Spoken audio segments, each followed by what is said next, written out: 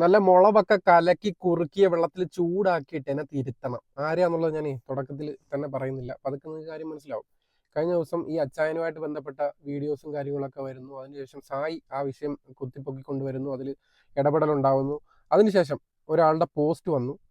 അതെനിക്ക് ഒരിക്കലും, ഞാൻ ഈ പോസ്റ്റ് കണ്ട് വായിച്ചു വിട്ടു എന്നുള്ള, ഞാൻ വിചാരിച്ചു ഏതെങ്കിലും ഫേക്ക് ഐ ഡിന്ന് ഏതെങ്കിലും പിതൃശൂന്യരായിട്ടുള്ള ആരെങ്കിലും ചെയ്തൊരു പരിപാടി. കാരണം ഫേക്ക് ഐ ഡികൾക്ക് പിതൃശൂന്യർ പലരും ഉണ്ടല്ലോ, അവർ ചെയ്ത പരിപാടിയാണെന്ന് ഞാൻ വിചാരിച്ചത്. പക്ഷേ ഇതുണ്ടാക്കി പടച്ചു വിട്ട ആൾ ആരാന്ന് എൻ്റെ ഒരു സുഹൃത്ത് എനിക്ക് അയച്ചു തന്നപ്പോഴാണ് ഞാനൊരു വെരിഫൈഡ് ആയിട്ടുള്ളൊരു പേജ്, സത്യഭാമ.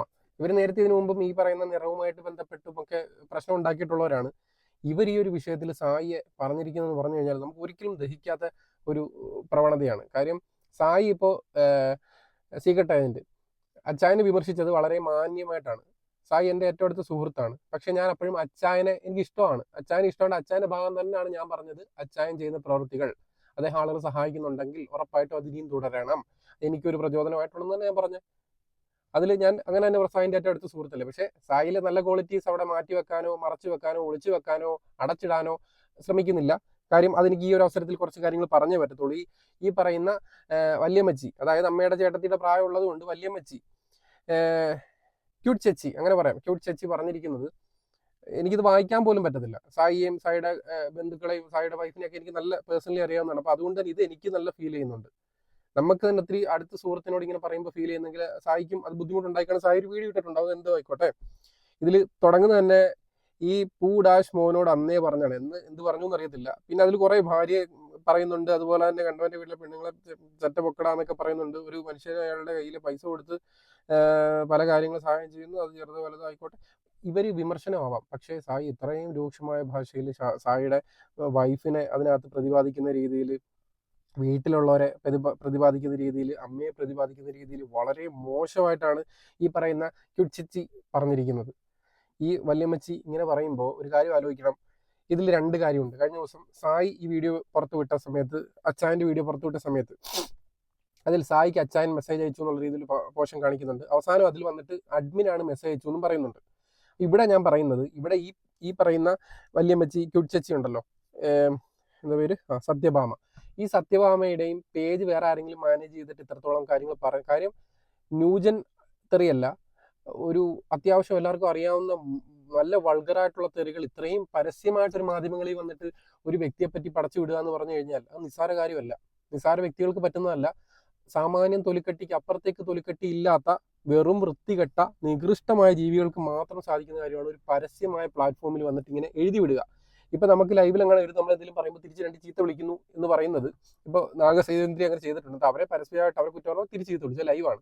അതിനപ്പുറത്തേക്ക് ഇത്രയും എഴുതി തയ്യാറാക്കി അതിൽ കൃത്യമായി കുത്തും കോമയൊക്കെ ഇട്ട് സ്റ്റാറൊക്കെ കൊടുക്കേണ്ടടുത്ത് സ്റ്റാറൊക്കെ കൊടുത്ത് ഇത് കൊണ്ടുവന്ന് ഒരു പേജിൽ വന്ന് പോസ്റ്റ് ചെയ്യാൻ പറ്റുന്നുണ്ടെങ്കിൽ ഇവർ ഒറ്റയ്ക്ക് ചെയ്തതാണോ എന്ന് നമ്മൾ അറിയണം. ഫേസ്ബുക്കാണ്. ഈ വല്യമ്മച്ചിക്ക് അത്യാവശ്യം പ്രായമുള്ള ആളാണ്, മക്കളും കൊച്ചുമക്കളും ഒക്കെ ഉണ്ടാവാം. അപ്പോൾ ഇവർക്ക് ആരെങ്കിലും സഹായികൾ ചെയ്യുന്നതാണോ, അല്ലെങ്കിൽ ഇവരുടെ പേജ് ആരെങ്കിലും കയ്യേറി ചെയ്യുന്നതാണോ? അവർ ഇത്രത്തോളം നികൃഷ്ടമായ പരിപാടി ഈ മുഖ്യധാരാ മാധ്യമങ്ങളിൽ പലപ്പോഴും നിറഞ്ഞു നിന്നിട്ടുള്ള പല ഹൈ പൊസിഷനും മെയിൻറ്റെയിൻ ചെയ്തിട്ടുള്ള ഇവർക്ക് ഇത് ചെയ്യാൻ പറ്റുന്നത് എങ്ങനെയാണെന്ന് ഞാൻ ആലോചിക്കുന്നത്. അതിൻ്റെ ഒരു സായിയുടെ പടമൊക്കെ എഡിറ്റ് ചെയ്ത് വെച്ചിട്ടുണ്ട്. അപ്പോൾ ഇവർക്ക് സഹായികൾ ഉണ്ടാവാം, അല്ലെങ്കിൽ ആ പറയുന്ന പേജ് മാനേജ് ചെയ്യുന്നവർ ഇവരെ കാണിച്ച് ബോധ്യപ്പെടുത്തിയിട്ട് ഇടുന്നതാവാം, അല്ലെങ്കിൽ ഇവർ പറഞ്ഞു കൊടുക്കുന്ന വാചകങ്ങൾ ഈ പറയുന്ന പേജ് കൈകാര്യം ചെയ്യുന്നവർ ഇടുന്നതാവാം, അതല്ലെങ്കിൽ പേജ് കൈകാര്യം ചെയ്യുന്ന ആളുകൾക്ക് ഇഷ്ടപ്പെട്ട കുറേ സാധനങ്ങൾ അടിച്ചെടുത്തിട്ട് ഇവരെ കൊണ്ട് സാറ്റിസ്ഫൈഡ് ആക്കി ഇടുന്നതാവാം. അതെല്ലാത്തിലും ഉപരി ഇവരറിയാതെ ഇടുന്നതാവാം. ഇതെന്താണെന്നുള്ള ക്ലാരിഫിക്കേഷൻ ഇവരെന്തായാലും തന്നിട്ടില്ല. ഇവരുടെ ബാക്കിയുള്ള പല വീഡിയോസും കാര്യങ്ങളും ഒക്കെ കാണുമ്പോൾ എനിക്ക് തോന്നുന്നു ഇവർക്ക് നിരന്തരം പരിപാടിയാണ്. ഇവരുടെ മെയിൻ പരിപാടി റീച്ച് ഉണ്ടാക്കലാണ്. കഴിഞ്ഞ ദിവസം ഒരു പെൺകുട്ടി ബസ്സിൽ കയറിയിട്ട് ഒരു യുവാവിന്റെ വീഡിയോ പകർത്തി റീച്ച് ഉണ്ടാക്കാൻ നോക്കിയപ്പോൾ അവൾ അകത്ത് പോയതുപോലെ അറ്റൻഷൻ സീക്കിങ്ങിന് വേണ്ടി പരിപാടി. ഇപ്പൊ ഈ ഒരു വിഷയത്തിൽ അച്ചായനെ സപ്പോർട്ട് ചെയ്ത ഒരു പോസ്റ്റ് കൂടി ഇട്ടേപ്പ് ഉണ്ടായിരുന്നു, അത് ഞാൻ കണ്ടു. അപ്പോൾ ഇവർ അച്ചായന്റെ ഭാഗത്ത് നിൽക്കുമ്പോൾ അച്ചായന്റെ ഓപ്പോസിറ്റ് സൈഡിൽ ആരെങ്കിലും ഉണ്ടെങ്കിൽ അവരെ മാക്സിമം നെഗറ്റീവ് അടിച്ച് പറഞ്ഞിട്ടുണ്ടെങ്കിൽ അത് ഒരു റീച്ച് കിട്ടുമല്ലോ. ഇങ്ങനെ എവിടെയും കുത്തി പഴുത്ത് തോണ്ടിയെടുത്ത് അതിൽ റീച്ച് ഉണ്ടാക്കാൻ തീരുമാനിക്കുന്ന ഒരു വിഭാഗം ആളുകൾ, പെണ്ണുങ്ങൾ നമ്മുടെ ഇടയിലുണ്ട്. ഇത് പെണ്ണെന്ന് തന്നെ ഇവരെ പറയണമെന്ന് നമുക്കറിയത്തില്ല. രൂപം വെച്ച് നമുക്ക് അവരെ പെണ്ണെന്ന് പറയാം. പക്ഷേ ഈ ക്യൂട്ട് ചേച്ചികളൊക്കെ മനസ്സിലാക്കേണ്ട ഒരു കാര്യമുണ്ട്. നിങ്ങൾക്കും വീട്ടിൽ ഈ പറയുന്ന മക്കളില്ലേ, സ്ത്രീകളായിട്ടോ നിങ്ങളുടെ മകനുണ്ടെങ്കിൽ, അല്ലെങ്കിൽ നിങ്ങളുടെ മകളുണ്ടെങ്കിൽ, നിങ്ങളുടെ കുടുംബത്തിൽ സ്ത്രീകൾ ഇതുപോലെ ഭാര്യമാരില്ലേ, അമ്മമാരില്ലേ, ഈ പ്രയോഗങ്ങൾ എനിക്കത് ഞാനിവിടെ ഞാൻ വായിക്കുമ്പോൾ തന്നെ എൻ്റെ മുഖം കണ്ട് നിങ്ങൾക്ക് എക്സ്പ്രഷൻ കണ്ട് മനസ്സിലാക്കാതെ എത്രത്തോളം മോശമായിട്ടാണ് ഇതിലെ കാര്യങ്ങൾ പറഞ്ഞേക്കുന്നത്.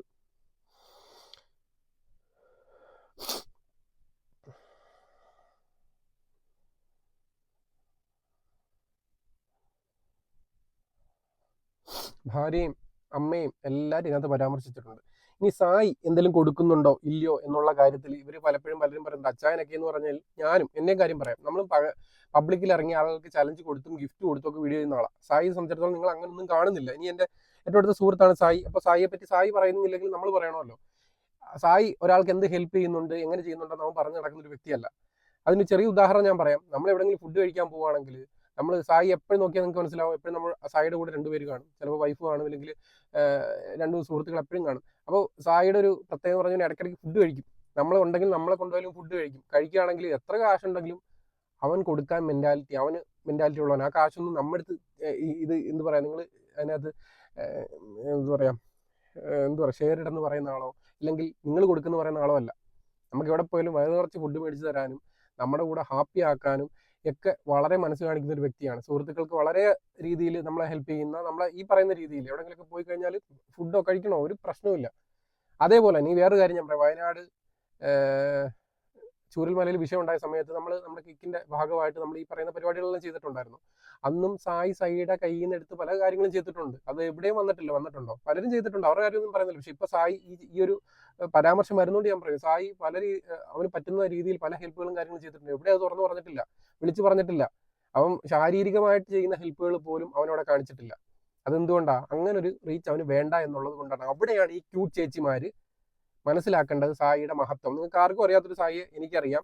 എത്രത്തോളം പവിത്രനാണെന്നും എത്രത്തോളം ശുദ്ധനാണെന്നും എനിക്കറിയാം. അതുകൊണ്ടാണ് പല വിഷയങ്ങളും അവന് വെട്ടി തുറന്ന് കാണിക്കാൻ പറ്റുന്നത്. ഇന്നുള്ള പകൽമാന്യന്മാർക്ക് പലർക്കും തുറന്ന് കാണിക്കാൻ പറ്റാത്ത പല കാര്യങ്ങളും സായിക്ക് കാണിക്കാൻ പറ്റുന്നത്. ആ കാര്യങ്ങളെല്ലാം അവൻ ക്ലീൻ പെർഫെക്റ്റ് ആയതുകൊണ്ടാണ്.